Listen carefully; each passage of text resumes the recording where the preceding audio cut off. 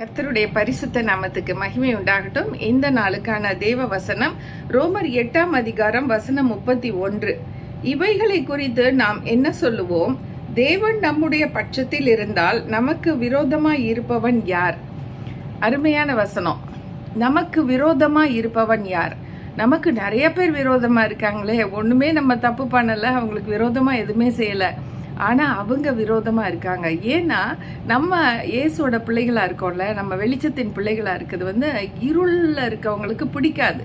அதனால் அவங்க கடுகடுன்னு தான் இருப்பாங்க. எங்கேயானு நீங்கள் போகிறீங்கன்னா, வெளியில் போகிறீங்கன்னா பார்த்தீங்கன்னா நிறைய பேர் ஸ்மைல் பண்ணக்கூட மாட்டாங்க, ஒரு மாதிரி பார்த்துட்டு போவாங்க, மேலே இங்கேயும் பார்த்துட்டு போவாங்க. அப்போவே எரிச்சலோடு பார்ப்பாங்க. அப்போவே நீங்கள் தெரிஞ்சுக்கணும் அவங்களுக்குள்ள இருள் இருக்கிறதுனால அப்படி நடந்துக்கிறாங்க. ஆனால் சில பேர் ஸ்மைல் பண்ணுவாங்க பாருங்களேன், அவங்க ஐடென்டிஃபை பண்ணிக்கிறாங்க அவங்களோட ஆன்மாவில். நம்மளுடைய ஆன்மாவும் அந்த மாதிரி ஒரு பிரைட்டாக இருக்கத அவங்க ஐடென்டிஃபை பண்ணி அவங்க ஸ்மைல் பண்ணுவாங்க. அவங்களுக்கும் நமக்கும் உறவு வந்துடும். ஆனால் அந்த மறைச்சிட்டு போகிறாங்கல்ல, அவங்க எப்படியாச்சும் நமக்கு விரோதமாக தான் ஏதாச்சும் செய்யணும்னு நினைக்கிறாங்க. ஈவன் ஒரு கடையில் போய் ஒரு பொருள் வாங்க கேட்டால் எங்களை மேலே கீழே பார்ப்பாங்க. அப்புறம் நாங்கள் கேட்டதை கொடுக்க மாட்டாங்க. நாங்கள் கேட்டதுலேயே ஒரு மட்டமான ரகமோ இல்லைன்னா வேண்டாத பொருளோ எப்படியாச்சும் எங்கள்கிட்ட தள்ளி விட்டுருவாங்க. அதை நாங்கள் நேரில் பார்த்துருக்கோம். எங்களுடைய வாழ்க்கையில் நாங்கள் வீட்டுக்கு பார்க்கும்போது வித்தியாசமாக இருக்கும் பாருங்க. ஆனால் சில பேர் பாருங்க, குடும்பத்தில் இருக்கிறவங்களே விரோதிப்பாங்க. இவங்களுக்கு என்ன ரொம்ப செய்கிறீங்க அப்படின்னு சொல்லுவாங்க பாருங்களேன். எனக்கு தெரிஞ்ச ஒரு ஃபேமிலி, ஒரே ஒரு பையன் ஒரே ஒரு பொண்ணு. அந்த பொண்ணு கல்யாணம் ஆகணுங்கிறதுக்காக சில நகைகளெல்லாம் மெதுவாக சேர்த்தாங்க. அது அந்த பையனுக்கு பொறாமல் என்ன எப்போ பார்த்தாலும் தங்கச்சிக்கே சேர்த்து வச்சுட்ருக்கீங்க, எனக்கு ஒன்றுமே, எனக்கு ஒரு பைக் கொடுக்கலன்னா நான் தற்கொலை பண்ணிக்குவேன். இது பார்த்திங்களா, இதுதான் பயங்கர விரோதிக்கிற ஒரு சூழ்நிலை. அந்த லேடி ஒரு சாதாரண ஒரு ஸ்கூல் டீச்சர். அவங்களுக்கு எவ்வளோதான் சம்பாத்தியம் பண்ண முடியும்? இவன் இப்படியே பயமூர்த்தி இருக்கும்போது அவங்க என்ன பண்ணாங்க, கடனை பெரிய அளவில் வாங்கி அவனுக்கு பைக்கை வாங்கி கொடுத்துட்டாங்க. அதுக்கப்புறம் தான் அந்த பொண்ணுக்கு கல்யாணம் ஆகி போச்சு. ஆனால் இப்போ அவன் கொஞ்சம் ஓகே ஆகிட்டான். ஆனால் அந்த நாட்களில் அந்த சிஸ்டர் என்கிட்ட ஃபோனில் சொல்லி அழுவாங்க, ஜெபம் பண்ணுங்க, டேவிடுக்காக ஜெபம் பண்ணுங்கன்னு சொல்லி ரொம்ப கதறி அழுவாங்க பாருங்க. பாவமாக இருக்கும். இப்படி குடும்பத்துக்குள்ளேயே பொறாமையின் ஆவியினால் அவங்க விரோதிக்கிறாங்க. யோசேப்போட காலத்தில் கூட பார்த்தீங்கன்னா அந்த எல்லா சகோதரர்களும், அவனுக்கு மூத்தவங்க எல்லாரும் அவனை விரோதித்து கொண்டு போய் ஒரு குழிக்குள்ளே தள்ளி விட்டுட்டாங்க, செத்து போட்டுன்ட்டு. அப்போ கர்த்தர் பாருங்க அவனுக்கு பட்சமாக இருந்து அவன் பார்வோனுடைய வீட்டுக்கு போகவும் அங்கே அந்த எகிப்து தேசத்தில் அவன் பிரைம் மினிஸ்டர் ஆகிறது அளவுக்கு கர்த்தர் உயர்த்திடுறாரு. இந்த உயர்வும் மேன்மையும் கீர்த்தியும் கர்த்தர் கொடுக்கறது. அவர் நம்ம பட்சத்தில் இருப்பாரானால், அவர் தேவன் நமக்கு பட்சமாக இருந்தால் யார் நமக்கு விரோதிக்க முடியும்?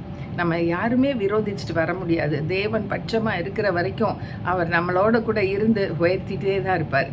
இது மாதிரி நம்ம வேதத்தில் நிறைய இடங்களில் பார்க்கலாம். யாக்கோபு எவ்வளோ தூரம் கஷ்டப்பட்டார், எவ்வளோ தூரம் வேதனைப்பட்டார். ஆனால் அதுக்கப்புறம் கர்த்தர் எப்படி ஆசீர்வதிச்சார், இது எல்லாமே வேதத்தில் இருக்குது. அதனால் யாருமே நம்மளை விரோதித்து வந்தால் ஆண்டவர் பார்த்துட்டு சும்மாவே இருக்க மாட்டார். அவர் நிச்சயமாக அதுக்கு ஒரு போக்கு கொடுப்பார், ஒரு வழி, வெளியில் போகிற வழி. யோபுக்கு வந்த சோதனை மாதிரி யாருக்குமே வந்திருக்க முடியாது. ஏன்னா சாத்தானே யோபுவோடைய வாழ்க்கையில் விளையாண்டான். 10 பிள்ளைங்களும் ஒரே நாளில் இறந்தாங்கன்னா யோசிச்சு பாருங்க. ஒரு பிள்ளை இறந்தாலே எவ்வளோ பெரிய வேதனை. 10 பிள்ளைங்களும், அவனுக்கு இருந்தது 10 பிள்ளைங்களும் இறந்துட்டாங்க. அவனுடைய ஆடு மாடுகள், இன்னும் கழுதை, இந்த மாதிரி வச்சுருந்த சொத்து சுகம் எல்லாமே திருட்டு போயிடுச்சு. வீடு எல்லாம் அழிஞ்சு போயிடுச்சு, நெருப்பால் சுட்டரிச்சிட்டாங்க, வயல்கள் போச்சு. அவர் ஒரு வூட்ஸ் என்ற தேசத்தில் பெரிய ஒரு சீமானாக இருந்தவன் ஒரே நாளில் ஒன்றும் இல்லாமல் தெருவில் போய் உட்காந்து உடம்புலையும் நிறையா கொப்பளங்கள் வந்தனால சுரண்டிட்டு இருந்தான். இது எப்படி உள்ள ஒரு விரோதம்னா, பிசாசுக்கு அந்த யோபு கர்த்தருடைய பார்வையில் நல்லவன், அவன் அவன் அவன் சன்மார்க்கன், அவன் தேவனுக்கு பயந்து பொல்லாப்புக்கு விலகுகிறவன் அவன் அவனை பற்றி சொல்லியிருப்பார். யோபுவை பற்றி ஆண்டவர் பெருமையாக சொல்லியிருப்பார். அது அந்த பிசாசுக்கு பிடிக்காது. அதனால யோபுவை தாக்கி ஒன்றுமில்லாமல் ஆக்குவான். ஆனால் ஆண்டவர் பாருங்க, அவர் சொல்கிறார், தேவன் என் மேலே பட்சமாக இருந்தால் எனக்கு யார் விரோதமாக வர முடியும் அப்படிங்கிற வார்த்தையின்படியே 42வது அதிகாரத்தில் 2 மடங்கு ஆசீர்வாதங்களை கொடுத்து அந்த யோபுவை உயர்த்துறாரு. கர்த்தர் எப்போதுமே இப்படி தாழ்ச்சி அடைய பண்ணவங்களை சந்திப்பார். நிச்சயமாக அவங்களுக்கான பனிஷ்மெண்ட் இருக்கும். பைபிளில் தீமை துன்மார்க்கனை கொல்லும், நீதிமானை பகைக்கிறவர்கள் குற்றவாளிகள் ஆவார்கள்னு 34வது சங்கீதத்தில் இருக்குது. அப்போ நீதிமான்களாகிய ஆண்டவருடைய பிள்ளைங்களுக்கு விரோதமாக வர்றவங்களுக்கு அவர் தண்டனை வச்சிருக்கிறார். குற்றவாளிகள் ஆவார்கள் அப்படின்னா கோர்ட்டில் போய் வேறு ஏதோ ஒரு கேஸில் மாட்டி அவங்க சிக்கலாயிடுவாங்க. இல்லைன்னா அவர் சொல்கிறார், இப்படி துன்மார்க்கமாக செய்கிறவங்கள நான் சங்கரிப்பேன்னு சொல்கிறாரு. அவர் ஒரே அடி போட்டுருவார். எவ்வளோ நாள் பொறுத்துட்டு இருப்பார். அதனால கர்த்தர் நம்ம பட்சத்தில் இருந்தார்னா நம்மளுக்கு விரோதமாக எவனுமே வர முடியாது. ஆண்டவர் இன்னொரு இடத்துல சொல்கிறாரு, ஒரு தலைமுடி கூட என்னோட பெர்மிஷன் இல்லாமல் உன் தலையிலேருந்து கீழே விழுகாதுன்னா எவ்வளோ தூரம் உள்ள பாதுகாப்புன்னு பார்த்துக்கோங்க. ஆண்டவர் அரணும் கோட்டையும் துருகமாக இருக்கிறார். அவர் அடைக்கல பட்டணமாக இருக்கிறார். நமக்கு இயேசுவை விட்டால் நமக்கு யாருமே இல்லை. நமக்கு பெரிய போலீஸ் ஆஃபீஸர்ஸ் தெரியாமல் இருக்கலாம், பெரிய மினிஸ்டர்ஸ் தெரியாமல் இருக்கலாம், யாருமே இந்த உலகத்தில் பெரிய ஆளுன்னு சொல்லிக்கிறவங்க நமக்கு ஆள்பலமே இல்லாமல் இருக்கலாம். ஆனால் இயேசுவோட பலன் இருந்தால் போதும். காசுக்கு கொடுத்து வாங்க முடியாத காரியத்தை இயேசு நமக்கு செஞ்சிருவார். ஹல்லேலூயா. கர்த்தருக்கு மகிமை உண்டாகட்டும். ஆமேன். ஆண்டவரே, இந்த நாளில் விரோதத்தினாலே கஷ்டப்பட்டு துன்பப்பட்டு ஒதுக்கப்பட்டு வெளியே விரட்டப்பட்டு இருக்கக்கூடிய மக்களுக்காக நான் பாரத்தோடு வருகிறேன் ராஜா. ஆண்டவரே, நீதி நியாயம் செய்யுங்கப்பா. நியாயாதிபதி நீங்கப்பா, நீதி செய்யுங்க. இவங்க ரொம்ப துன்மார்க்கத்தினால கஷ்டப்படுறவங்க, நீதி இல்லாமல் அவங்கள நடத்தினது நிமித்தம் இன்னைக்கு கஷ்டப்படுறாங்க. ஆனால் உண்மை நம்பி இருக்கிறனால நிச்சயமாக நீங்கள் பதில் கொடுக்குற தெய்வமாக இருக்கிறீங்கப்பா. அவங்களுக்காக நான் பாரப்பட்டு ஆண்டவரே கருத்தாய் ஜெபிக்கிறேன். நிச்சயமாக நீதிபரர் இயேசு அவங்களுக்கு நீதி கொடுக்கணும்.